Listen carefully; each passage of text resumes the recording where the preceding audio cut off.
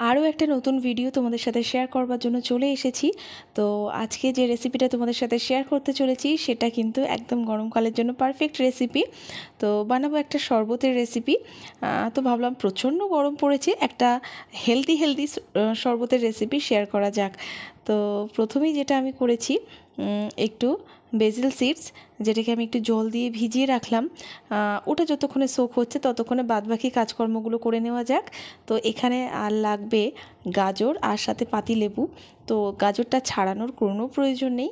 তো গাজরটাকে দেখো ছোট ছোট টুকরো করে কেটে নিচ্ছি। তো গাজরটা কাটা হয়ে গেছে, পাতিলেবুটাও কিন্তু আমি এখানে কেটে অর্ধেক করে নিচ্ছি।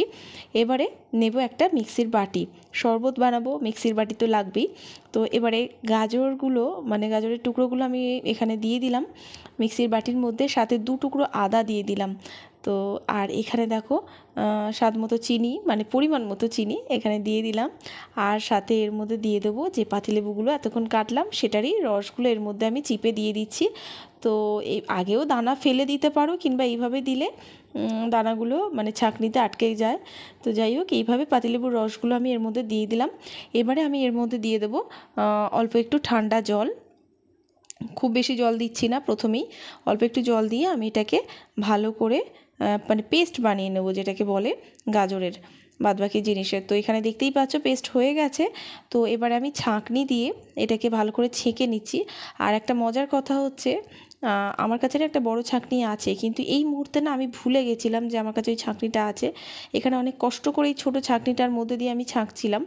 তো যাই হোক, কিছু করার নেই, পরে সেটা মনে পড়েছিল, পরে ইউজ করেছি, দেখতে পাবে। তো এখানে দেখো ছাঁকনি দিয়ে ভালো করে আমি গাজরের যে পেস্টটা বানিয়েছি সেটা ভালো করে ছেঁকে নিলাম। এটা কিন্তু আমি ফেলে দেবো না, এটাকে আমি আবারও মিক্সির বাটির মধ্যে দিয়ে দেবো। আর সাথে একটু আরও ঠান্ডা জল আর একটু দিয়ে দেবো, দিয়ে এটাকে আবারও একবার আমি পেস্ট করে নেব।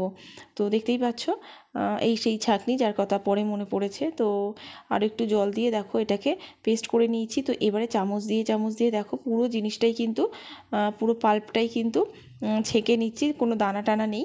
তো ভালো করে ছেঁকে নেওয়ার পরে ছাঁকনির পেছন দিকটাতে দেখবে পাল্প আটকে থাকে, সেটা কিন্তু অবশ্যই নিয়ে নিতে হবে। তো পুরোটাই কিন্তু আমি এটা নিয়ে নিলাম। তো এখানে রেডি হয়ে গেছে, তবে কিছু জিনিস অ্যাড করব, যার মধ্যে প্রথমেই দিয়েছি বরফ, আরও একটু ঠান্ডা জল অ্যাড করলাম। আর সাথে এই যে বেসিল সিডস বা সবজা সিডস, সেটা কিন্তু সোক হয়ে গেছে, তো ওটাই দিয়ে দিলাম, কিছুটা মিক্সড করে নিয়েছি। আর এদিকে গ্লাসের মধ্যে অল্প অল্প করে একটু বেসিল সিডস দিয়ে দিলাম, আর সাথে শরবতটা ঢেলে দিলাম। খেতে অসাধারণ লাগে, একবার অবশ্যই ট্রাই করো। আর কিন্তু কেউ বুঝতেই পারবে না এটা গাজরের শরবত। তো চলো, আবারও দেখা হবে নতুন কোনো রেসিপির সাথে। ভালো থেকো, টাটা।